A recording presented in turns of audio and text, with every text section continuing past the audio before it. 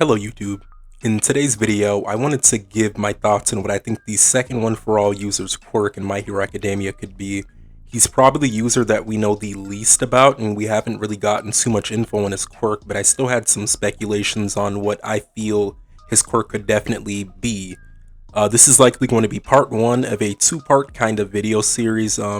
The second part would basically focus on his uncanny appearance to Bakugo, since we really can't step aside that and act like that isn't the case.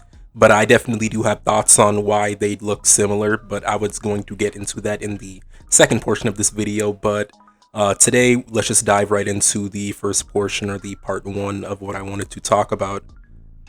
So what we do know definitively about the quirk is that it's technically one of the oldest quirks inside of One For All, other than the original stockpiling ability, and we know that all the quirks inside of One For All are way more powerful versions of what they used to be from when the different users wielded them. We see that on display with the 5th user, and his black whip being considerably stronger than it was when he was using it.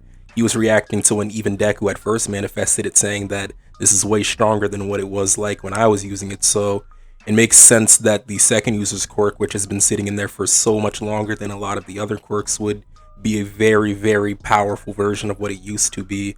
And the second user does express this a couple times in the manga when Deku was about to use his quirk, so I think it's something that's very, very strong. There is some wording. He said that, you have to use it in like specific situations, so that could really imply a lot of things, but it's just the fact that he says that it's kind of dangerous to use. I'm just wondering, why is it so dangerous to use? Why is it have to be used in specific situations? And it's very open and vague about what this could be.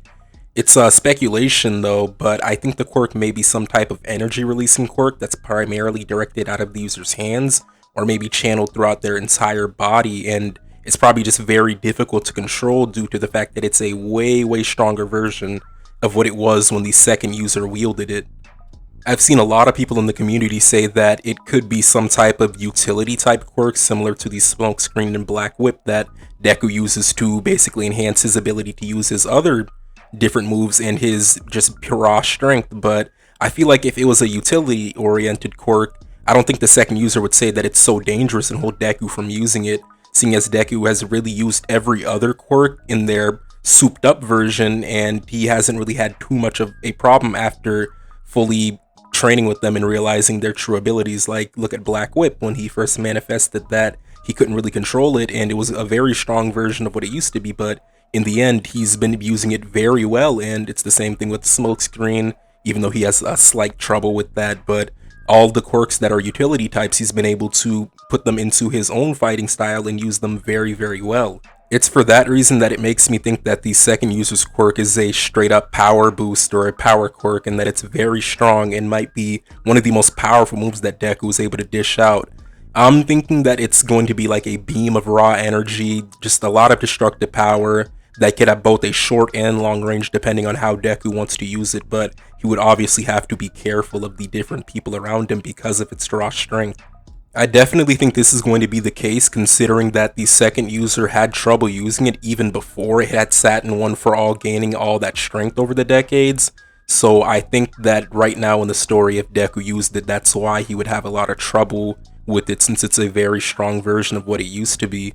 I think the best examples to what the quirk could really be like are Nejire's Blast Waves and Bakugo's Explosion quirk, which I'm going to get into in the other video, but both of these characters do immense destructive power with their quirks, and the second user also has gauntlets very similar to these two that helps to control the power output to make it weaker or stronger and just give him more control over said quirk.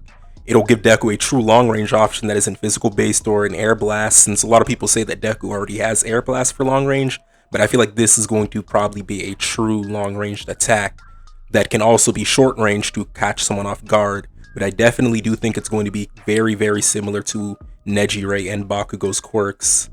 It's for these couple reasons that I think everything is pointing towards it being an immensely powerful energy releasing quirk that's very difficult to control but equally as destructive.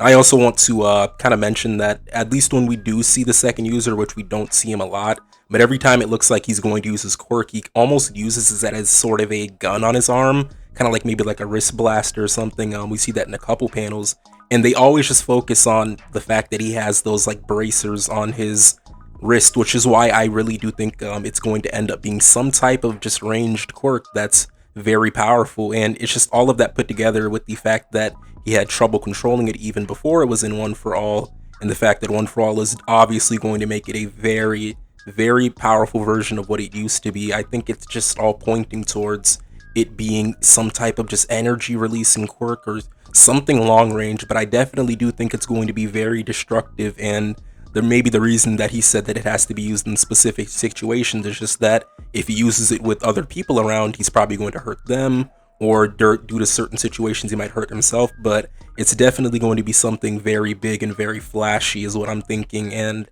Deku's going to have to use it at the right time as to not have them dodge it, or maybe it has like a cooldown or something. There's just a lot of different things that we just don't know about it, but there's also a lot of different because we just don't know about the second user.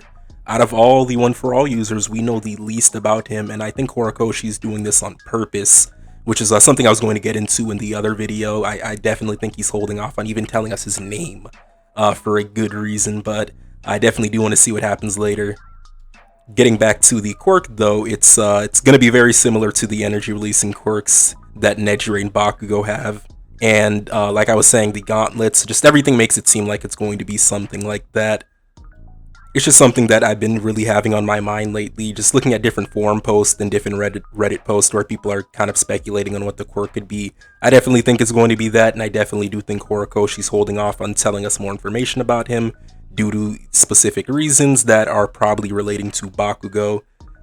Definitely, it's just you can't get past the fact that they both look the same, but I definitely don't think those time travel theories are going to be the case. I don't think he would do that. But I definitely do think there's a reason, and there's a reason why the quirk is how it is and why he keeps showing the bracers and the gauntlets on the second user's hands. But other than that, I think that about wraps up today's video, and I'd like to thank each and every person for watching to the end and supporting the video. I also want to tell everyone in the comments that if they find this theory plausible, or if they think that the second user's quirk is something else entirely, I really do want to hear what you guys have to think about it, and if you agree with this, if you disagree, or if you find something else that could be the case that's going on with this quirk, I definitely do want to hear about that. And I do want to say that I see all your support on the videos, I really do, and I really do appreciate everybody just looking out, watching the videos, and just talking about different anime with me, talking about them and giving your opinions on different things, different chapter reviews. I do see it all, and I really do appreciate that. But I also just want to say, just look out for my next video. I think it's going to be a very, very cool video where I'm just going over the different things that pertain to Bakugo and the second user and how they look very similar, and my take on what Horikoshi's kind of going to do with this and why. I'm going to kind of spoil it, but like even their quirks are very similar. But just look out for that video. It's going to be coming out within the next couple days, and just support the video as much as you can. But thank you guys for watching today, and I'm out. Peace.